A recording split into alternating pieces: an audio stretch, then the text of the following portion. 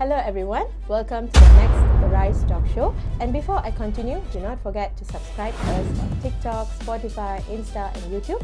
And today we have an amazing, remarkable, inspirational person, a beautiful woman, Madam Thila Suppiah. And today she's here to share her plight, yet to empower us. And you will definitely have a great time with our session today. Welcome, Madam Thila. How are you? I'm good. Thank you so much. And thank you for coming to our session today. So to start off, who is Madam Thila? Would you like to give like a 2 to 3 minute intro about yourself? Sure. You can call me Tila. I think since standard 1, when the teacher told me that she can't pronounce my name, my name has been shortened. Okay. Tila. So I'm actually been working in corporate for 31 years. 31 years? 31 years. Okay. I know. I joined them when I was 3. When you were 3 years old, okay. Yeah. Okay. So 31 years I've been doing corporate HR, focusing on a lot of multinational companies. Okay. My focus is I'm very good in industrial relations, labor department issues, fraud management, misconducts and so forth. So from a HR perspective, I'm not just your basic HR doing recruitment. I'm more into supporting the managers with kinds of challenges, employee challenges, engagement, culture, and of course dealing with strategy. So that has been me. I'm also a mother. I have a 19-year-old. Nice.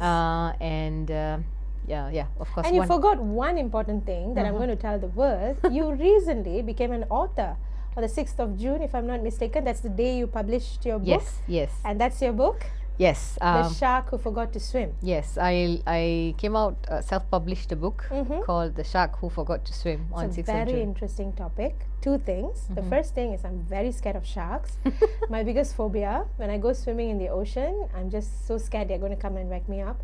But secondly, I found the title very inspirational. Why did you choose this title? I love National Geography, okay, right? And if you watch National Geography, whenever sharks come out, there's just something magnetic about sharks. Yeah, very magnificent. I find shark a beautiful creature. Right. In this context, it's an apex predator. Yes, it is. It is a strong, animal. Yes. Yeah. But do you know it's also weak? Because when sharks stop swimming, they can die. Yeah. So that's the other. Look to it. So when their gills close up, they actually sink down, and they can actually die. Okay. So if you notice, that's like a self-sabotage. Right. So I'm actually talking about people in that context, and I came up with the title, The Shark Who Forgot to Swim. Very nice. I'm sure people are going to get it. For one, we are going to get it today, and we're definitely going to, Thank you. Show this book to the world. But today, something is special about you. What is special about you? What is special about me? Yes. Let's talk about why are you special?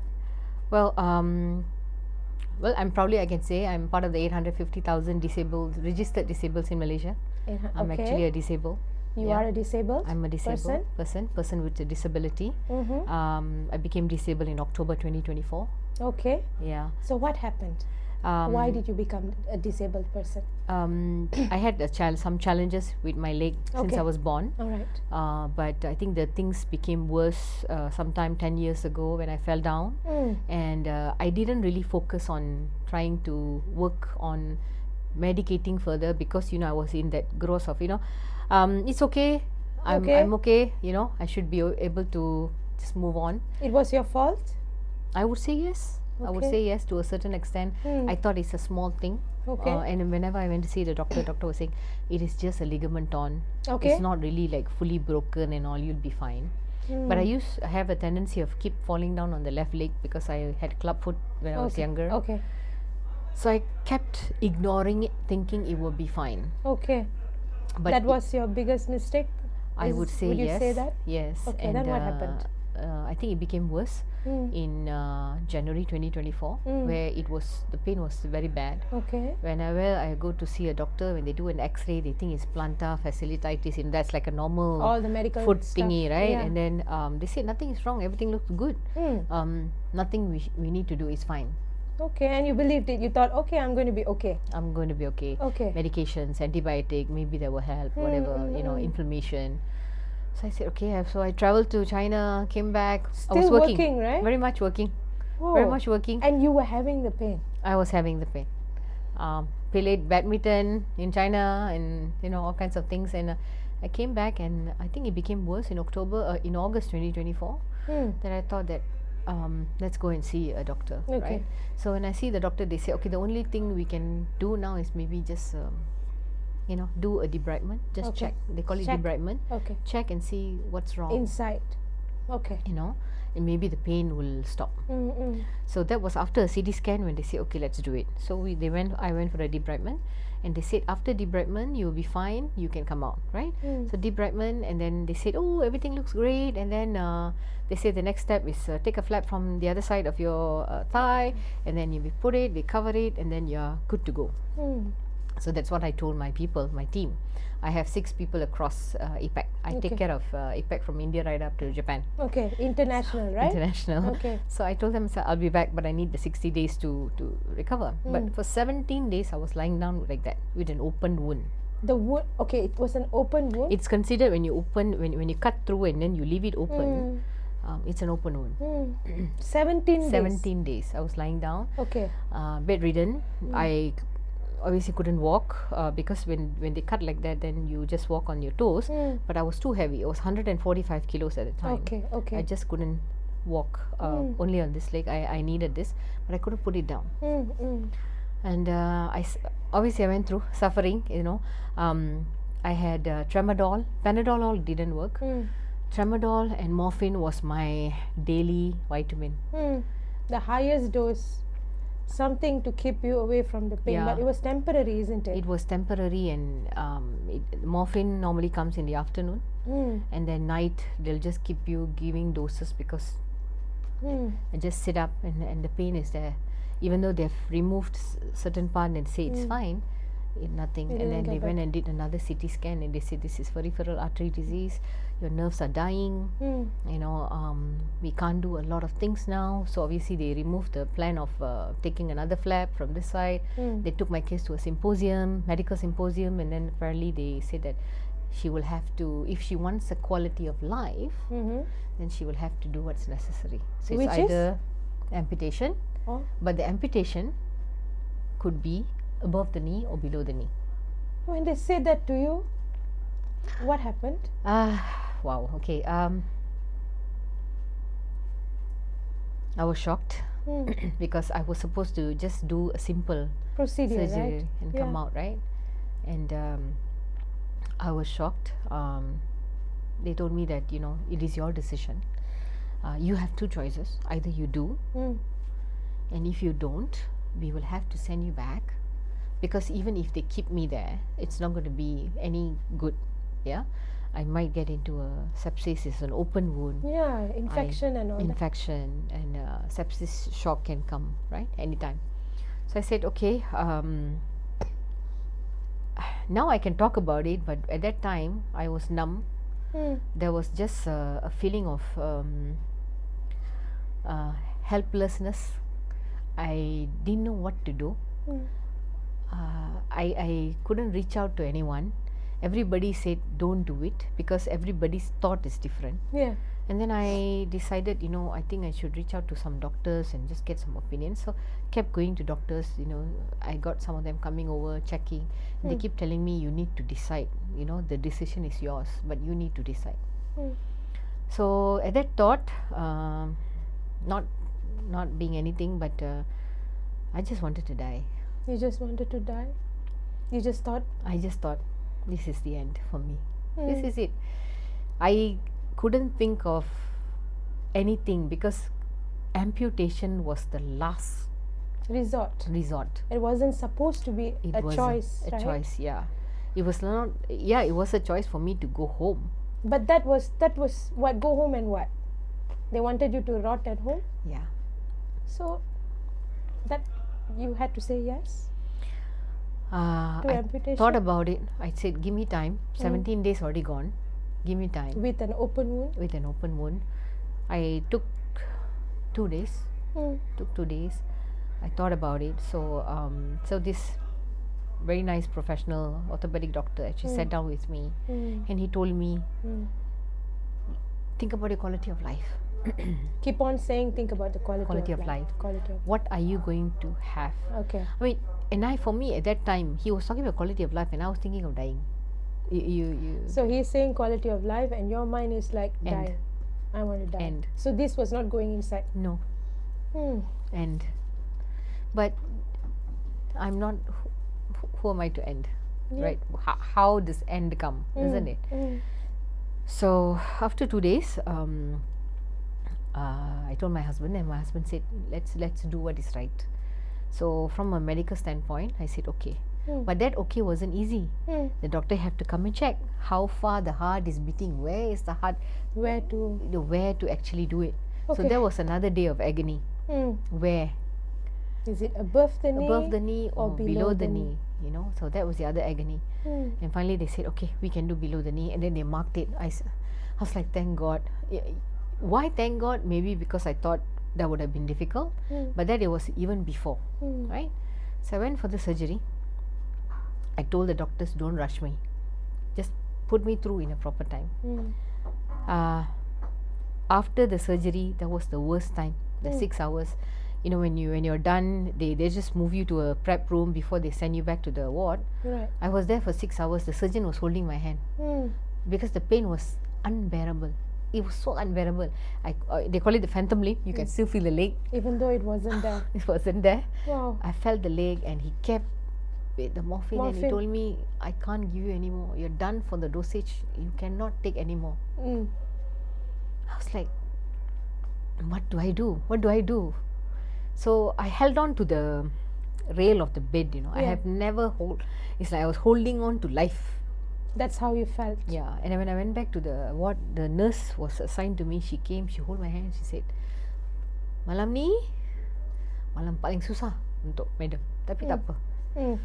Let's go through it together. So yeah, it's very heartbreaking. It was very tough because I didn't want to do it, and then I have to do it. And that whole night, because so sorry. No, so it was very go tough. ahead. It was very tough. I did it, and then so. And when was the first time you saw that your leg was not there anymore? How was that moment? October 17 was you can never forget the date. The right? day, October 17, and then the next subsequent day, they said they are not going to open it. They'll have to keep it dry, and then after 2 days, then they decided to open it. Okay, So I didn't have any. Yeah. So when they opened it, I saw the stitches and everything, and you can still feel it. You know, you can still feel there's a leg lah. That means your heart is not accepting, right? Yeah. Is that how you felt? Yeah, I wouldn't say heart is not accepting. The one point was I didn't feel that pain anymore. That pain of, you know, The agony you went through. Yeah, but now just the pain here that I feel, and I feel a leg. But you know, I've lost something, right? So what the hospital's people did was they kept coming and giving me all kinds of mental cognitive tests. Okay. They said that apparently when they do this amputation, your mind is not the same. Yeah. I kept telling them, I didn't do anything here, I did something there. You kept telling them. Okay. Then they checked for me once, mental cognitive test. The first time I scored about 23 Okay. out of 27. That's great. Then after few days they came back, they did another test. I scored, I think, 27. They said, you scored perfect. I said, you gave me the same question, you just circulate it differently. Obviously I would score, right? Yeah. So I kept telling them, my problem is not my brain. My problem is here. How do I move? How do I do it? You asked them straight. Yeah, so the doctor was telling me, based on your weight and your body, I think you are a permanent on wheelchair. That means no hope of walking. Never. Wheelchair is going to be your new friend. Yes. Okay. Permanent. So they have like K0, K1, K2, K3, K4. K4 is athlete level. Okay. I'm considered K0. Immobile. Wheelchair bound forever. Okay. All right. So I said, okay, fine. Then I made noise. As I said, you know, I talk a lot in office, right? So I need to make use of my talking, isn't it, to see what I can do. So I said, I raised concern that I need a rehab. You can't just simply send me back home and ask me to live. I don't think I know how to live in this condition. So the rehab director from that hospital actually referred me to another proper rehab center. Okay. And then I went supposed to go there for interview, Okay. because they only take you in as per interview apparently. So And all this while, how do they interview you? Sorry, ma'am. How that's do a they good question. interview? So I had to Yeah. first prepare 3 different reports on my condition. You have to Yeah, prepare. yeah. So I actually sat down together with the rehab, the doctor in the current hospital. We went through it. We went through the whole report. Everything we done. We drafted the document and then took it over there. Wow, it's a lot of work, isn't Yes. it? And you're still healing. Yes. Jeez. So when I went to interview to the rehab center, I met the doctor, and then immediately, I think the moment they see you, they look at you as like, okay, she's on wheelchair, we don't know where she is. I actually opened my mouth. Okay. I say, hi, my name is so and so, and then say, are you working? Yes, I'm working. The moment I started talking, I saw the brightness accepted. Okay, I mentioned my company name. I said I'm still working. I'm on a hospitalization. I want to learn how to live this way. I don't know. Okay. Can you please help me? Accepted. Okay. It was your confidence. Wow, amazing. No. So I as I say, I wanted to see what I can do. So obviously, when I went in there, I think my level of confidence, courage, and everything was zero. I think they marked me as depressed and everything. Day one at the center. Day one at the center. So they said, things looks not so good. You're also supposedly wheelchair bound. I said, I'm come here, help me. Help me. I need help. I'm here. So for the next 30 days, I told my husband and my child, don't come, because it's very far from the house. Okay. You guys have already come to the first hospital, have gone through so many days, 56 days in the first hospital. I said, it's okay, go home, rest, come only on weekend, let mommy learn how to live on a wheelchair. Because they told me wheelchair is my end.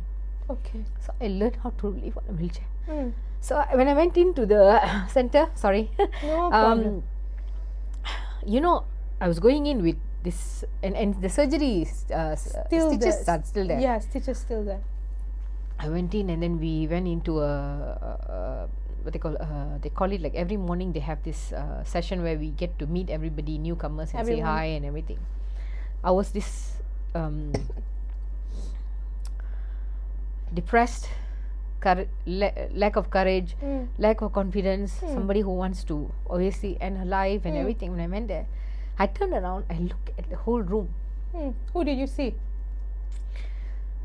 I saw so many professionals, doctors, teachers, students. Students, young, very young.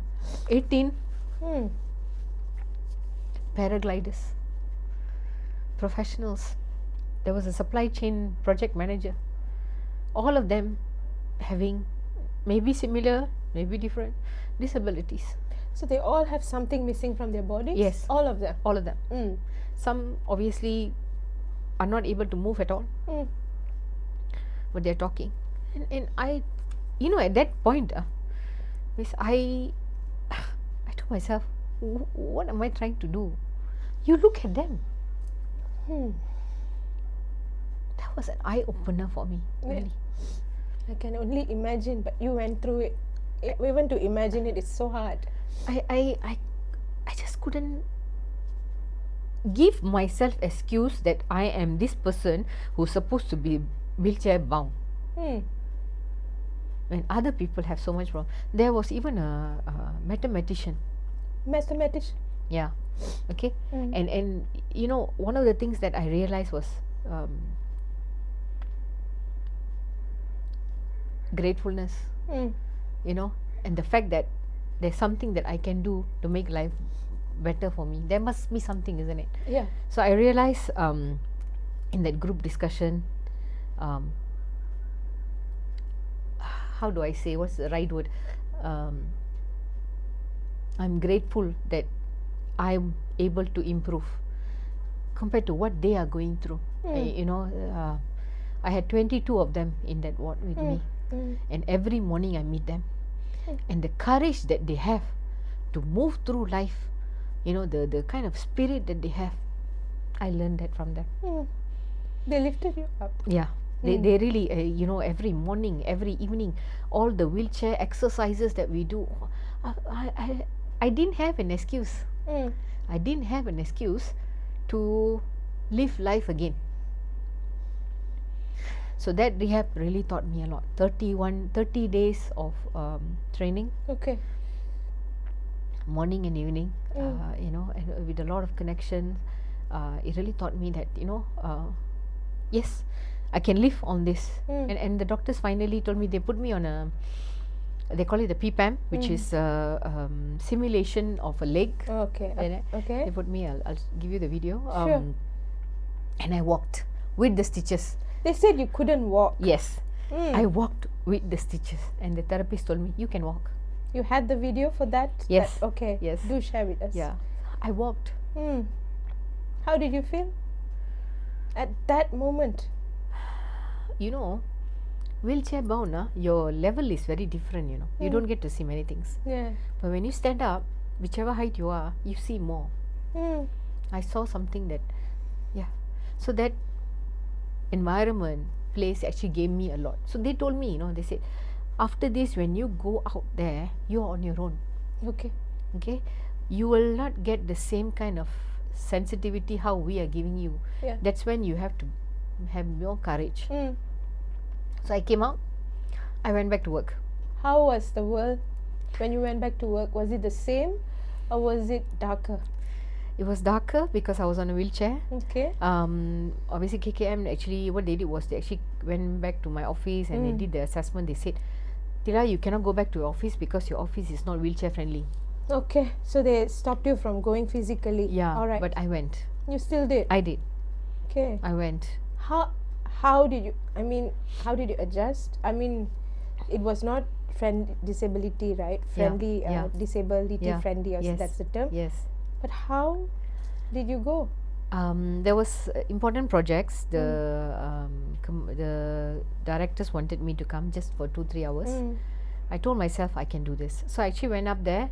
I parked my, you know, put my brakes, stand up, scan, went in. That feeling was like, okay, I'm here. Wow. I went in. Obviously, the look on people's face was different because people are looking at you on a wheelchair when they have seen you standing and walking for so long. Of course, many people didn't come to me. I think there was this different feel. I can't actually explain what they are feeling, but maybe they are concerned, but they're scared, worried, focused. I don't know. I wouldn't be able to understand what they're feeling. But my focus was I wanted to get my job done. So I went in, I stood up, what photostating I need to do, go into the meeting, sit down in the meeting, finish the meeting. But how did you use restrooms without assistance? Okay. That's the biggest challenge. Yeah, so the restroom wasn't wheelchair friendly. Okay. So I didn't use the restroom. So, what did you do? I didn't drink, I didn't eat. So that was a torture towards your body just because Yes. Oh my. Yes. So there were times where I went in about 4-5 hours, sometimes 3 hours. I had to sustain from drinking and eating so that I don't disrupt anyone. Yeah. I did that. So that was up to the month of I was actually going back and forth up to month of April. Month of April. Last year, 2025. You know, they were still figuring out how to get things like make the restroom more wheelchair friendly, but they were not able to at that time. So yeah, so that was it. But I was still working. As I mentioned, I was going over to get things done with legal, IR, industrial relations. I still went with my wheelchair, get things done, come back. I was still working as normal. Normal. Yeah. Now I have the next part. It's going to be hurtful. Okay. But I think I want everybody to hear this. Okay, you talked about you going back to work and people saw you differently, but you were not able to understand why. Yes. But can we talk about the times when you understood what people were doing to you? It can be your friends, can be people who worked with you. Now, you are no longer with a leg. Last time you had a leg. So how was that? maybe you can share some examples. So I'm sorry if it's painful, but something to share. well, the ones who've hurt me were people who were very close to me, Close ones. and that was really sad. How did they hurt you? One of them actually, who I've known for many years, more Many. than 20 years, told me, I'm already downstairs at the lift of the hospital, Okay. but I don't think so I can come and see you like that. They literally told you this Yeah. on the phone. I have a message as well. At that moment, I was like, what can I say, isn't it? So I said, okay, that's it. And did they come back to you after? No, No. That was the end. that was the end. And see, the other person, when I called and asked, are you coming? Because I was comfortable enough to ask this question because we were close. Yeah. And the person just told me, I don't think so, I can see you like this. See you like what? Without a leg. Yeah. How does that matter? So I was like, I mean, I'm sure you Yeah. asked yourself that, right? actually, I asked, what I asked myself, they are only thinking of how they feel. They forgot how I feel, right? You're the one, isn't it? Right. So I'm like, okay. So I sort of minimized interactions. And then when I went home, at home, I had my boss telling me over the phone, people like you, we only hire as people to do massage. What did she mean by that?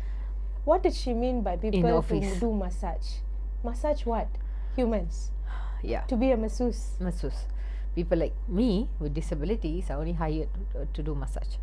So at that time, I was, as I said, I'm already in that situation where I'm done with people commenting.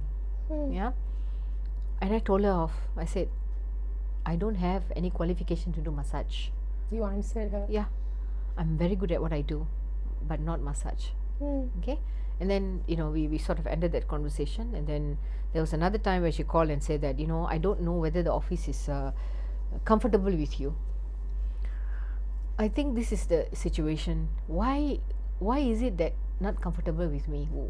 Why? Why? Why did they say that? Yeah, what is so wrong? So I even asked the director, here, are you uncomfortable with me? I'm value adding.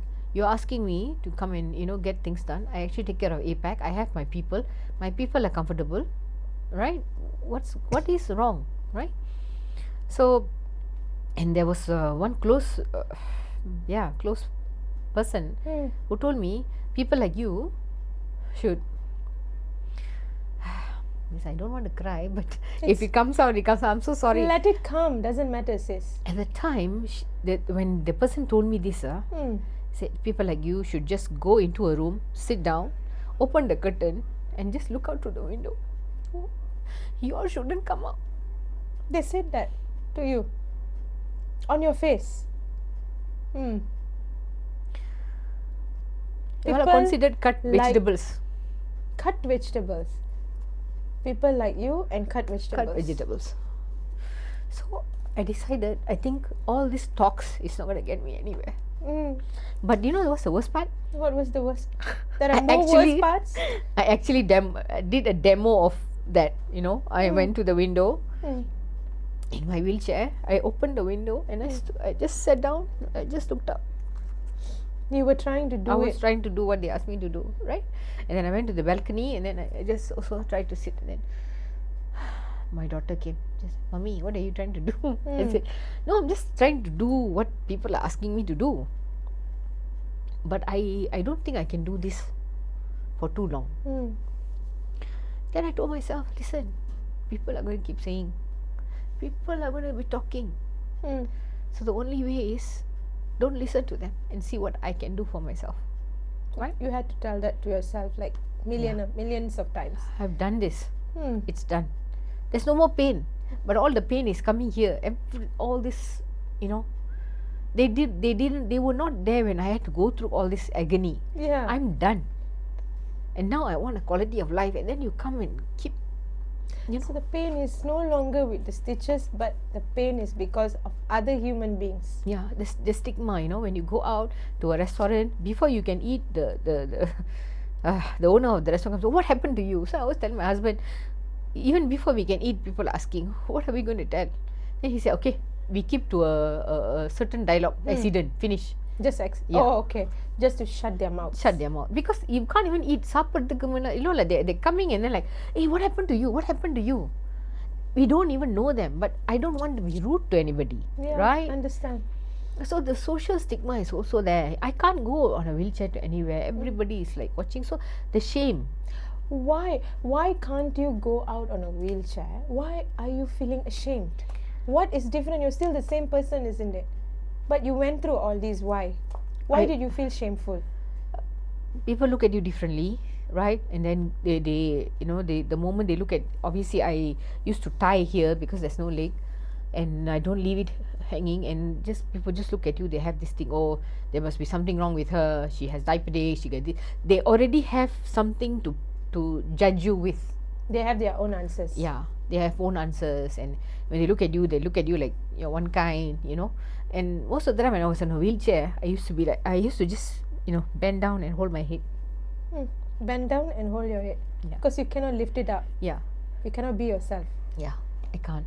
Okay. So where I live to myself is when I'm online with my team, when they see a different side of me, but I really can't go out, you know, because I feel it. But of course, I have two very strong people in my house who don't give a hoot about what happens. Okay. They keep pushing me to go out. So I took that challenge to go out, but you know, people are people. Yeah. Can I ask you another question? Sure. You had to depend on them each time you need to get ready or Yeah. to go out. Yep. And did that? I'm pretty sure it broke you, right? In the beginning stages. Yes. Yes. Because you feel like you have to depend on someone, even though they are your loved ones. Yeah. But we are our own individual, because that's how a normal person, if I'm like, for me, if I'm having fever and I have to depend on someone, I feel very bad. Why can't I do this for myself? I feel like I'm troubling them. That's only fever I'm talking about. So how was that? It was sad, you know, because they had to wheel me in, wheel me out. They have to pull the wheelchair up on the you know, the steps, and then go in. So when I'm in the house, I try to use the walker, try to make myself feel not feel more useful. And you know, I'm the mother. I'm the wife, right? I cook, I clean, I do everything at home and still work. That's, you know, your routine, you know. You know, And I now used to suddenly yeah, when you take your daughter here, take your daughter there. No, I can't do that. I wasn't able to. So I felt sad. I kept saying sorry to them. They say no. So they used to take me out. So I told myself, you know, there will be a way for me to move away from this. So obviously my daughter was studying, and really I didn't want to go anywhere to be with her. I was on a wheelchair. It was sad, but to be honest, it is more depressing listening to people and their words. So I told myself, you know, I became like the turtle, you know. I just went back into my shell. I focused on what I can do better. So I lost 40 or 45 kilos. Wow, you lost. But was it because of your stress? It was everything all Couldn't in eat jumbled properly, together. no appetite. Yeah, so I think I lost some in rehab, and then I kept losing more. I lost the weight. That's a blessing in disguise. It helped you a bit. It helped me a lot, and then I started having more strength training for myself at home while waiting for the next step. The crying part, I think it slowly went off. I wasn't feeling sorry because I came out from a rehab center where I saw other people who were in a worse condition than me. But I think people will never stop talking. Yeah. So that sort of made me immune to people's comments. When these comments came, I just went silent. And then I went back to rehab again. That was to get your prosthetic leg? Yeah. So how was that journey? How It many was days before 90 you? days. 90 days 90 before days. you. Yeah. Okay, a little bit about that. I went in after my daughter finished exam, and I told her, I said, okay, I want to go back again. This time is closer. If you want to come, we can visit, no problem. I went in, but with a condition. I request a rehab that I'm going to be working.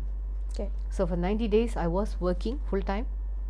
Morning before rehab, 8:30 before rehab I was working. After 4:30 I was working, and in between was occupational therapy and physical therapy. Okay, every day. Every day. 90 days. 90 days. Okay. Yes. And when they look at my report, they said, "Oh, you are supposed to be wheelchair bound." I said, "No, I want my leg in 2 weeks." You actually demanded. I demanded. I want my leg in 2 weeks. Wow. And then they put me on that bar, asked me to stand. I stood. Mm.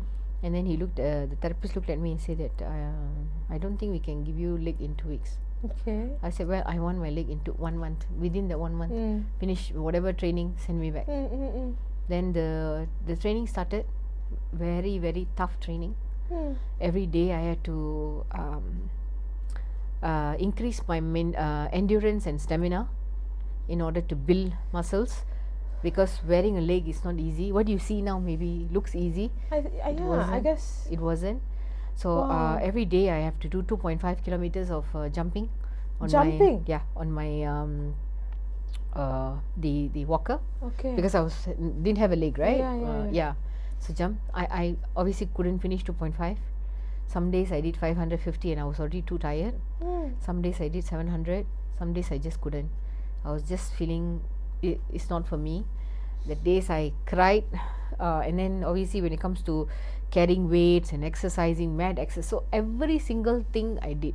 And at the time I always had arguments with my therapist, always arguing, always telling I don't want this, I don't want that, but I think my therapist never gave up. He kept pushing me, he kept really pushing me. After 3 weeks, I think 5 weeks, I got my prosthetics actually, because I went in on 1st of May, I got in 6th of June. Well, So you actually made your dream come true within that 1 month, and you achieved the goal. So what they did was, within the 2 weeks, I followed every single day. They asked me to jump, I jump. They asked me to squat, I squat. I did every single thing my therapist, because you see, at that moment, what changed me was very simple. I'm not a therapist. I'm HR. My line of work is different. Their line of work is different. They are the subject matter expert. I need to change the way I think. Of course, it's not easy. I can talk now. On that time, I'm willing. I even told my husband, I'm done. I can't do this. I want to go back. I really You were cannot breaking take down it. to him. I was after only every day's breaking down to training. him in front only. I look very strong. Breaking down. He turned around. He told me, "You don't come back without a leg, huh?" That was what he's told. Don't come back without the leg. That's all. That kept you going, isn't it? Yeah. So I said, okay, fine. Then, in 3rd week they came and did all the molding, and then they said, you need to maintain it, because there's seriously, I didn't expect so many procedures, so many steps. And I got my prosthetic 6th of June on my daughter's birthday. Oh. 6th of June is her birthday also. Wow. So I got Can we see a little bit? Maybe Sure. I need to take it out. Oh, so Yeah. this is how it looks like. Yeah, so this This is what you have to wear every day. So this is introducing you to K3 lower, because I was told K0, meaning I wheelchair bound forever. But this is K3 lower, which is 1 level below athlete actually. You just went beyond what they said, and you proved yourself. I don't know, Wow. maybe that thing, when they say you cannot do, and then you're like, wait and see lah, I can do it. Beautiful. I mean, this is amazing. So when I wore it, the first day I wore it, I started walking. The doctor first was day like, itself, the moment I wore it, I had that walker. The doctor said, you use the walker first. I was walking. After that, they put me 5 kilometer, 2.5 morning, 2.5 evening. I think you qualified for the athletic part, I would say. K4, because you did all that. Well, let's see. I have to go back for another. I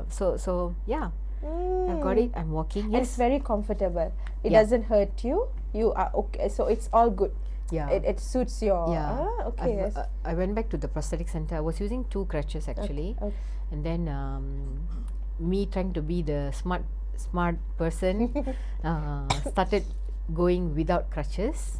And then when I went to the prosthetic center, they told me, listen, less than 1 year, you need crutches. If you don't want to, fine, you have to need 1.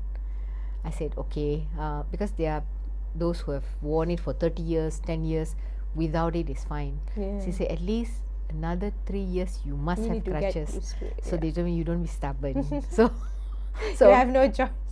so whenever you see me, I send you video. I say, okay, without crutches, right? Yes, but no, just to stabilize the body. Yeah. Yeah. So And takes care of you just in case you tumble a little bit. Yeah, tumble a bit. Yes, I've fallen down. Trust me. Of course. I've fallen down, but I've told everybody to move aside. I have to be the one getting up. Wow. So you didn't depend on anyone. No. You didn't want to depend. You fall down, I get up myself. Yeah, I mean, I fell down in one of the cafes in the office. Oh. Because I was sitting on a high chair. I didn't realize. So when I tried to put my leg down, obviously you don't feel it, right? So I actually tumbled and fall like that. And then the lady, I mean the person in the coffee place, actually she came. She wanted to help. I said, "You don't panic. Let me get up myself." So I got up. Wow. I got up. I first thing I'll check first, okay or not, because the moment you fall down, the leg has to remove first, because if not, it will so spoil, right? There will be some problems. So yeah. Wow. Even in the office, I fell because the carpet was tripping. So when I flew and fell, I removed the leg first. So that first thing I see, okay, the leg is fine. Then I got up. I worried. Oh my goodness, your experiences are like, for me, they're very empowering, and it's just, like, you are just, on our, like, for example, there are days you don't want to get up. There are days you just want to shut down because something bad or terrible happened to you. Now you're telling me, look, get up that day itself. There's nothing wrong with you. Go and do what you're supposed to do. Yeah. Today I'm having that. I'm not going to shut down anymore. I'm telling myself, if Akka can do it, Akka's my inspiration. That's how I'm seeing you. Trust me, I've had days I don't want to wake up. But today when I open my eyes every morning, it's a blessing. It's a blessing. I wake up, I get up, I do what I need to do. My daughter goes to school, my husband goes to work. At the moment I'm at home, right? So I do what I need to do. And obviously they are calling and asking what they're doing. So when I tell them all the gymnastics I do at home, they're like, okay. But that's the thing, right? That's the thing, yeah. That's the thing, right? I mean, you are still you. Why should I listen to people who don't know what's going on, telling me look out the window? Yes, I look out the window. I look out the window in a nicer way. I stand up. I say hi to my neighbors. Yeah. That's beautiful. Now I have a last part. You mentioned the statistics, 850,000, but they're just registered disabled people. And I think Malaysians out there think disabled people have lots of privileges. And there are policies, always say disability included, there are inclusion policies and all that. Is that the case? No. So, as I mentioned, today's statistics based on what they are showing in the website, disability, 850,000 registered disabled people, right? And I don't think that is the right number. There are more. And I think this is just a shame that's stopping people from getting themselves registered. Yeah? So why are disabled people, like for example, when there's a temple being broken down, or when there's some religion issues going on for all the ethnicities, immediately they're going out and questioning and fighting? Why disabled people are not forming such unions or fighting for their rights? Why? Shame. Why are their voices not heard? Shame. That's the main thing. Shame. And they feel that when they are wheelchair bound and when you're using a crutches, you're disabled. How much can you do? So disabled is something that, so you're disabled, you're like sampah masyarakat. Yes, that's what people think, but we are not. Of course not, isn't it? We are not. 0.01% of the 850,000 are hired in private. My question to private is very simple. Every single multinational companies, I've obviously worked in multinationals, we have inclusion for disability. The policy is there. I love the policy. When you read the policy, like, wow, great. But can you tell me how many percent are actually working in your company? There's disabled. And is your company actually having disabled environment where you actually allow disabled to come and work? Yeah, of course. 25% of the 850,000 are physical disability like me. But there are others, 35%, which is blind.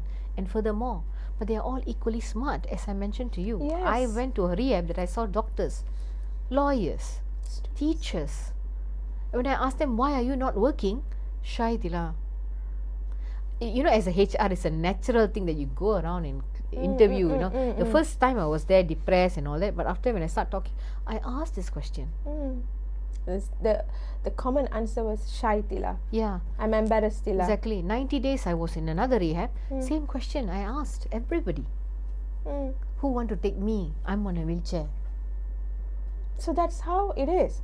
So that it's actually, I don't want to use any okay. words or cuss words, but it's not true, isn't it? No, So it's there are no privileges. You guys deserve so many things, but still you're not getting it. I'm slower in terms of walking, but I'm not slow.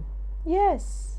I'm managing, as I mentioned, I manage issues, the challenges that equally, complex from a normal person. Okay, Yes. you are okay, I'm an okay you. So what? I can still do the work you do, or even better. Of course, right? course. Why the inclusion is there? The word is there, but we are not included. Yes.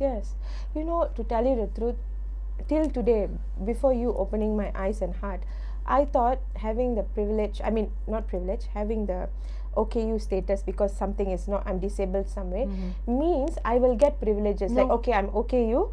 A parking is okay. Okay, that is normal. Yeah, That is yeah. OKU parking is all that. Yeah. But I thought, oh, okay, if I'm OKU, I'll get certain things in employment sector. No. Or I'll get certain things in academic sector. No. Nothing like that. Nothing. So I'm since October 2024, right? I'm an OKU. Parking, obviously I have the sticker for my cars. But other than that, what else? Can you please tell me? That's why I pay my taxes. I thought I still do my grocery. I obviously I go in with my wheelchair or my now obviously I use tongkat. My family is against me using a wheelchair when I go out now.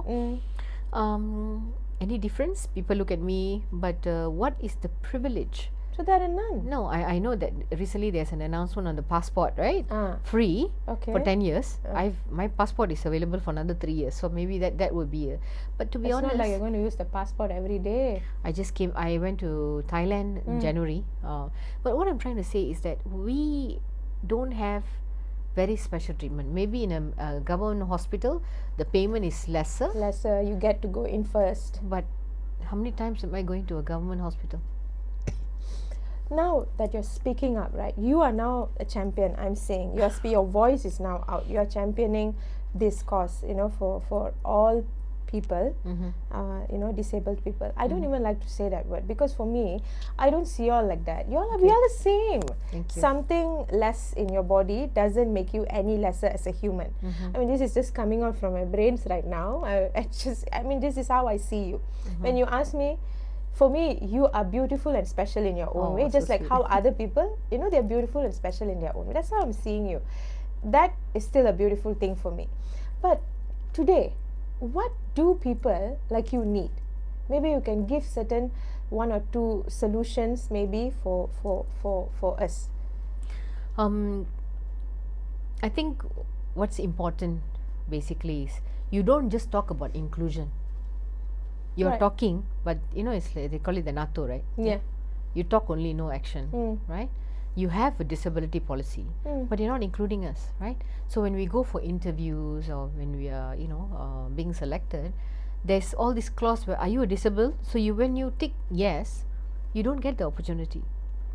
What makes us different, right? Yeah. We are different. I'm slower. Maybe I'm slower. I might not run a marathon with you today, but that doesn't make me less capable in terms of knowledge, in terms of experience, in terms of wanting to support and value add for an organization. As I said, I'm not a trainer. I'm very good at what I do. As I said, a lot of companies hire me because they have some ethical issue, misconducts, fraud and industrial relations, and I'm very good at what I do. Obviously maybe because I wanted to always be I used to watch Indiana Jones when I was young, and he likes to go and dig out bones, Right. So now I like to dig things. So, but I think what's important is that there are many people like us who are out there. Just want the organizations or even the message I want to take across is look out for the 850,000 or more. Yeah. Allow us to be able to also connect and work with you all. We can contribute. Of course. Okay, I mean, it's not that we don't want to have our own unions or what, but the problem is, the challenge is, most of them have this stigma of shy. I don't know how many of them are sitting near the window and looking out. Probably a lot, because of what people are telling them to do. They're actually doing it and destroying themselves. Yeah. I mean, I not tried. everybody is strong like you. I isn't tried. it? I tried. You still broke.